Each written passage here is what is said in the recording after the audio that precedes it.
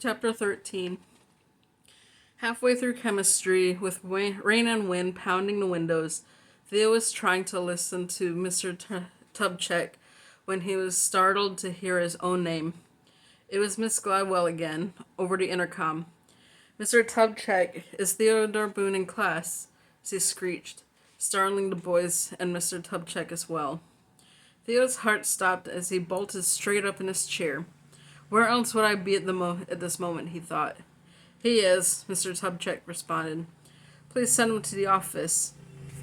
As Theo walked slowly down the hall, he tried desperately to think of why he was needed in the principal's office.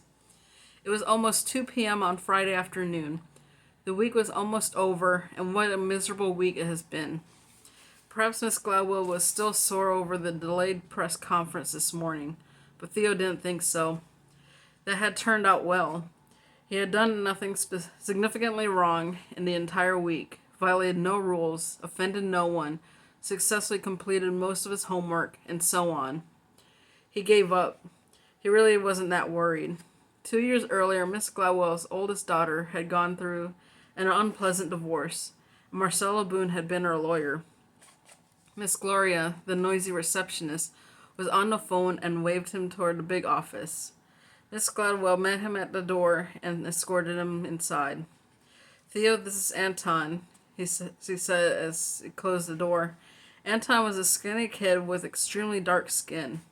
She continued, "He's in Miss Spence's class, sixth grade class. Theo shook his hand and said, "Nice to meet you." Anton said nothing. His handshake was rather limp. Theo immediately thought the kid was in deep trouble and scared to death. "Have a seat, Theo," she said, and Theo fell into the chair next to Anton. Anton's from Haiti. He moved here several years ago and lives with some relatives on the edge of town on Barclay Street, near the quarry. Her eyes met Theo's when she said the word quarry. It was not a better part of town. In fact, most of the people who lived there were low-income or immigrants, legal or otherwise. His parents are working out of town, and Anton lives with his grandparents. "Do you recognize this?" she asked as he handed Theo a sheet of paper. He studied it quickly and said, "Oh boy." "Are you familiar with Animal Court, Theo?" she asked. "Yes, I've been there several times. I rescued my dog from Animal Court." "Can you please explain what's going on for my benefit and Anton's?" "Sure. This is a Rule 3 summons issued by Judge Yeck from Animal Court. Says here that Pete was taken into custody yesterday by Animal Control. They came to the house and got him," Anton said. He said he was under arrest. Pete was very upset. Theo was still scanning the summons. Says here that Pete is an African gray parrot, age unknown. He's 50 years old. He's been in my family for many years. Theo glanced at Anton and noticed his wet eyes. "The hearing is today at 4 p.m. in Animal Court. Judge Yeck will hear the case and decide what to do with Pete. Do you know what Pete did wrong?" "He scared some people," Anton said. "That's all I know." "Can you help Theo?" Miss Gladwell asked. "Sure," Theo said with some reluctance. Truthfully, though, Theo loved Animal Court because anyone, including a 13-year-old kid in 8th grade, would represent himself or herself. Lawyers were not required in Animal Court, and Judge Yeck ran a very loose courtroom. Yeck was a misfit who'd been kicked out of several law firms, couldn't handle a real job as a lawyer, and was not too happy to be the lowest-ranked judge in town. Most lawyers avoided kiddie court, as it was known, because it was beneath their dignity. "Thank you, Theo. But I need to leave now," he said, thinking quickly. "I need some time to prepare." "You're dismissed," she said. At 4 p.m., Theo walked down the stairs into the basement level of the courthouse and down a hallway past storage rooms until he came to a wooden door with Animal Court Judge Sergio Yeck stenciled in black at the top. He was nervous, but also excited. Where else would a 13-year-old argue a case and pretend to be a real lawyer? He was carrying a leather briefcase, one of Ike's old ones. He opened the door. Whatever he had done, he'd done a good job of it. Theo had never seen so many people in animal court. On the left side of the courtroom, there was a group of women, all middle-aged, all wearing tight brown riding breeches and black leather boots up to their knees. They looked very unhappy. To the right, sitting as far away from the women as possible, were Anton and two elderly black people. All three appeared to be terrified. Theo eased over to them and said hello. Anton introduced his grandparents, with names that were foreign and impossible to understand the first time around. Their English was okay, but heavily accented. Anton said something to his grandmother. He looked at Theo and said, "You are a lawyer?" Theo couldn't think of anything else to say but yes. She started crying. A door opened and Judge Jack appeared from somewhere in the rear. He stepped up to the large bench and sat down. As usual, he was wearing jeans, cowboy boots, no tie, and a battered sports coat. No black robe was needed in Kitty Court. He packed up a sheet of paper and glanced around the room.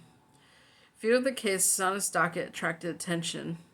Most involved people whose dogs and cats had been picked up by animal court. So, when a little controversy came his way, he enjoyed the moment. He cleared his throat loudly and said, "I see here that we have a case involving Pete the parrot. His owners are Mr. and Miss Regnier." He looked at the Haitians for confirmation. Theo said, "Your Honor, I'm with the, owners." "Well, hello, Theo. How are you doing these days?" "Fine, Judge, thanks." "I haven't seen you in a month or so." "Yes, sir, I've been very busy. You know, classes and all." "How are your folks?" "Fine, just fine." Theo had first appeared in animal court 2 years earlier when he made a last-minute plea to save the life of a mutt no one wanted. He took the dog home and named him Judge. "Please come forward," Judge X said, and Theo led the three Regniers through the small gate to a table on the right. When they were seated, the judge said, The complaint was filed by Kate Spagler and Judy Cross, owners of CS Stables."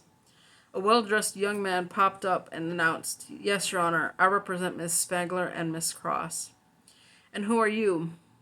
"I'm Kevin Blaze, Your Honor, with the Macklin firm." Blaze sort of strutted up to the bench, shiny new briefcase in hand, and placed one of his business cards in front of the judge. The Macklin firm was a group of about 20 lawyers and had been around for years. Theo had never heard of Mr. Blaze. Evidently, Judge Yek had not either. It was apparent, at least to Theo, that the young lawyer's abundance of self-confidence was not appreciated. Theo suddenly had a sharp pain in his midsection. His opponent was a real lawyer. Blaze got his clients, the two women, properly seated at the table on the front side of the courtroom, and when everyone was placed, Judge X said, "Say, Theo, you don't happen to own any part of this parrot, do you?" "No, sir." "Then why are you here?" Theo stayed in his chair. In animal court, all formalities were dispensed with. The lawyers remained seated. There was no witness stand, no sworn oaths to tell the truth, no rules of evidence, and certainly no jury. Judge Yek conducted quick hearings and ruled on the spot, and in spite of his dead-end job, he was known to be fair. "Well, Theo began badly. "You see, Your Honor, Anton goes to my school, and his family's from Haiti, and they don't understand our system." "Who does?" Yek mumbled. "And I guess I'm here as a favor to a friend." "I get that, Theo, but normally the owner of the pet shows up to argue his or her case, or they hire a lawyer. You're not the owner, and you're not a lawyer yet." "Yes, sir." Kevin Blaze jumped to his feet and said sharply, "I object to his presence here, Your Honor." Judge Yek slowly turned his attention from Theo and settled it heavily into the eager face of the young Kevin Blaze. There was a long pause, a tense lull in the proceedings in which no one spoke and no one seemed to breathe. Finally, Judge X said, "Sit down." When Blaze was back in his seat, Judge X said, "And stay there. Don't get up again unless I ask you to. Now, Mr. Blaze, can you not see that I'm addressing the issue of Theodore Boone's presence in this matter? Is that not obvious to you? I need no assistance from you. Your objection is useless. It is not overruled, nor is it sustained. It is simply ignored. Another long pause as Judge Jack looked at the group of women seated behind a table on the left. He pointed and asked, "Who are these people?" Blaze, firmly gripping the arms of his chair, said, "These are witnesses, Your Honor." Judge Jack was obviously not happy with this response.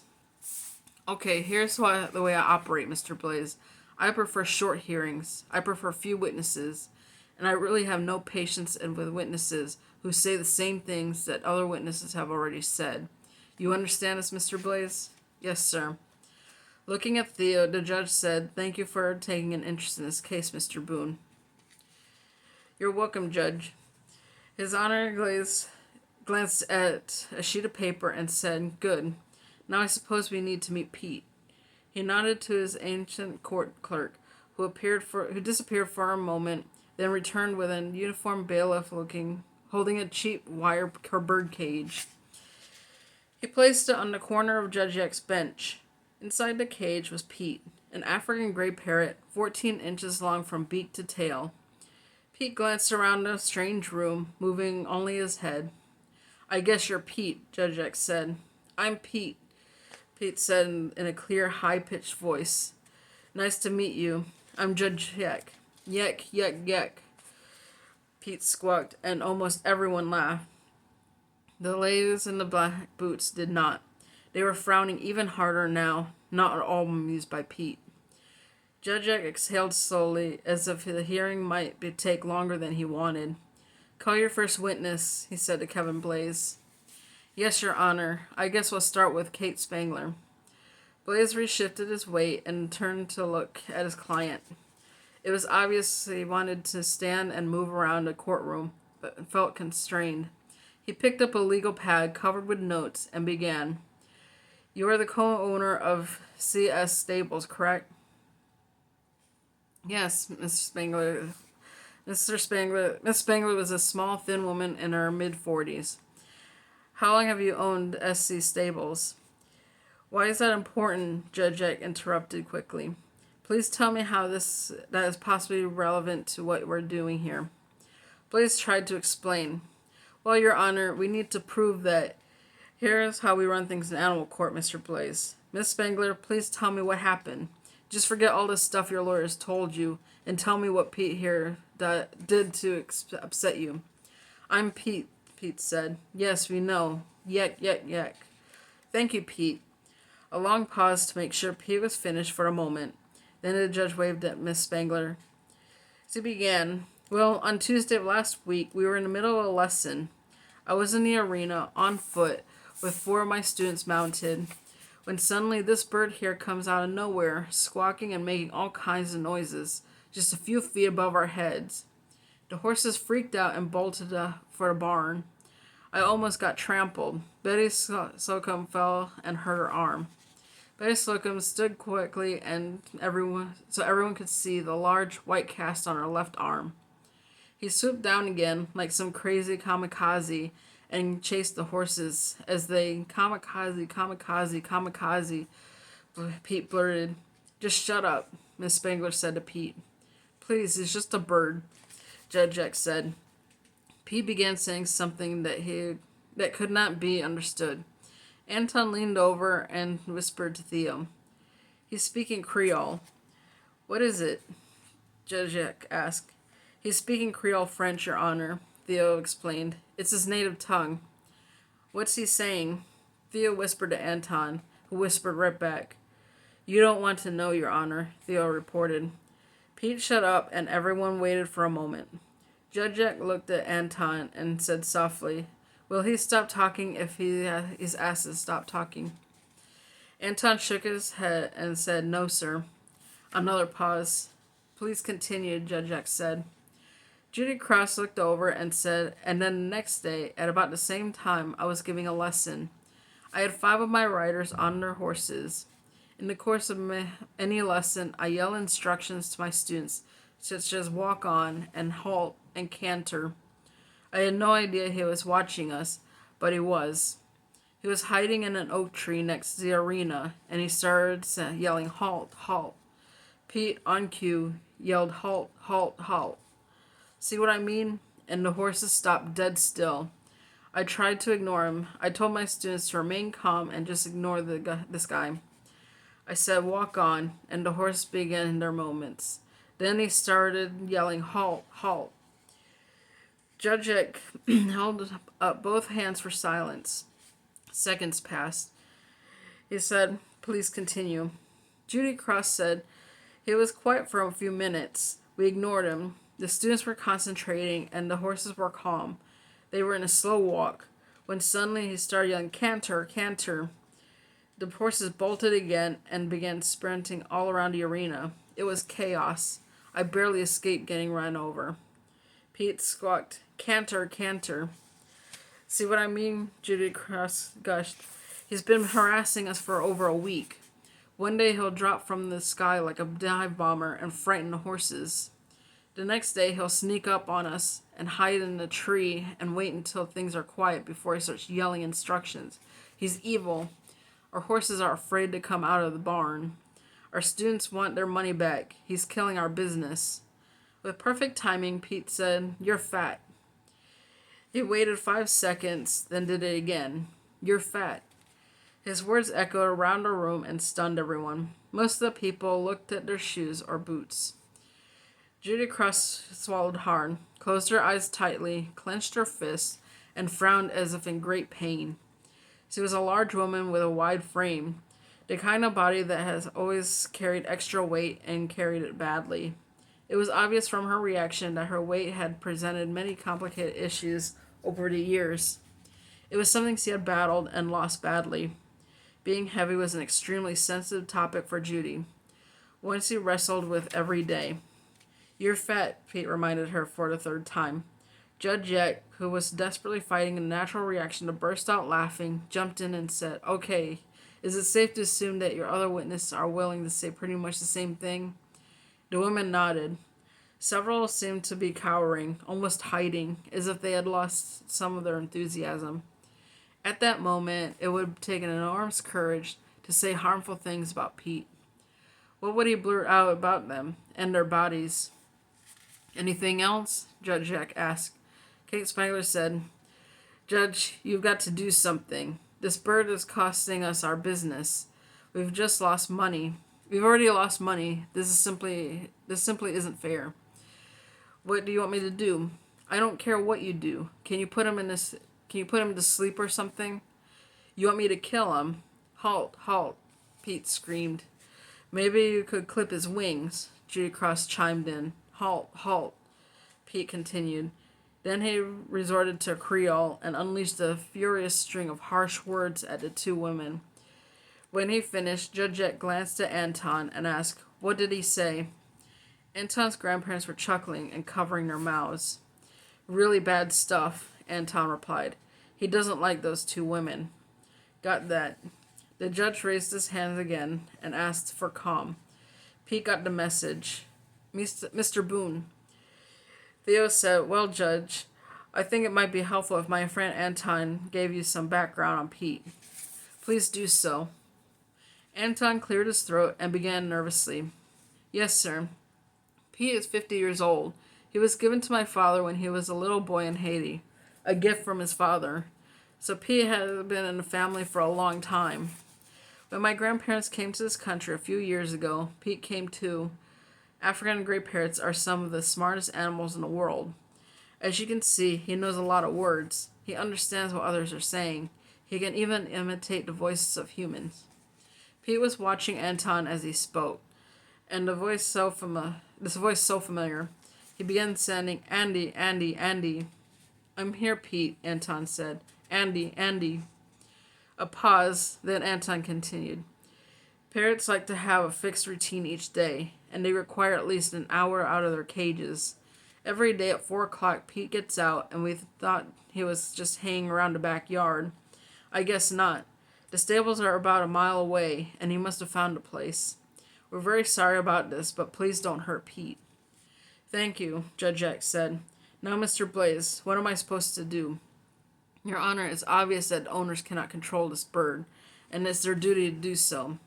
One compromise might be that the court orders the owners to have its wings clipped. I've checked the 2 veterinarians and 1 wildlife specialist, and they've told me that such a procedure is not unusual, nor is it painful or expensive. At full volume, Pete yelled, "You're stupid." There was a laughter as Blaze's face turned red. Judge X said, "Okay, that's enough. Get him out of here." Pete, "Sorry, old boy, but you must leave the room."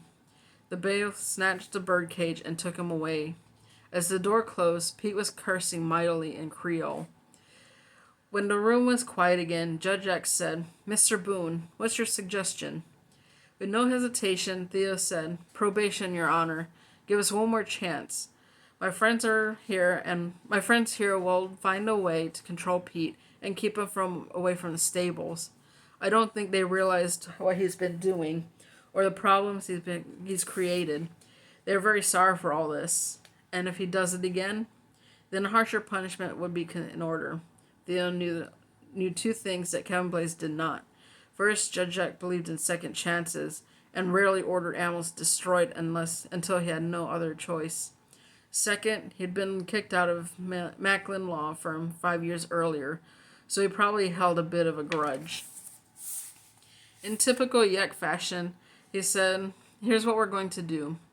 Miss Spegler and Miss Cross, I'm very sympathetic to your clients. If Pete shows up again, I want you to video him. Have a cell phone or camera ready and catch him on video. Then bring me the video. At that point, Mr. Boone, we will take Pete into custody and have his wings clipped. The owners will be responsible for the costs. There will be no hearing. It will be automatic. Is this clear, Mr. Boone?" "Just a second, Your Honor." Theo huddled with 3 Regnias, and they were soon nodding in agreement. "They understand, Your Honor," Theo announced. "Good. I hold them responsible. I want Pete kept at home, period." "Can they take him home now?" Theo asked. "Yes, I'm sure the good folks at the animal shelter are ready to get rid of him. Case closed. Court's adjourned." Kevin Blaze and his clients and the rest of the women in the black boots hustled out of the courtroom. When they were gone, the bailiff brought Pete back and handed him over to Anton, who immediately opened the cage and removed the bird. His grandparents wiped tears from their cheeks as they stroked his back and tail. Theo drifted away and walked to the bench, where Judge Yek was making notes in his docket. "Thanks, Judge," Theo said, almost in a whisper. "That's a bad bird," Judge Yek said softly with a chuckle. "Too bad we don't have a video of Pete dive-bombing the ladies on their horses." They both laughed, but quietly. "Nice job, Theo. Thanks. Any word on the Fenimore girl?" Theo shook his head. "No." "I'm very sorry, Theo. Someone told me you're a close friend." Theo nodded and said, "Pretty close. Let's keep our fingers crossed." "Yek, yek, yek," Pete squawked as he left the courtroom. That's the end of chapter 13.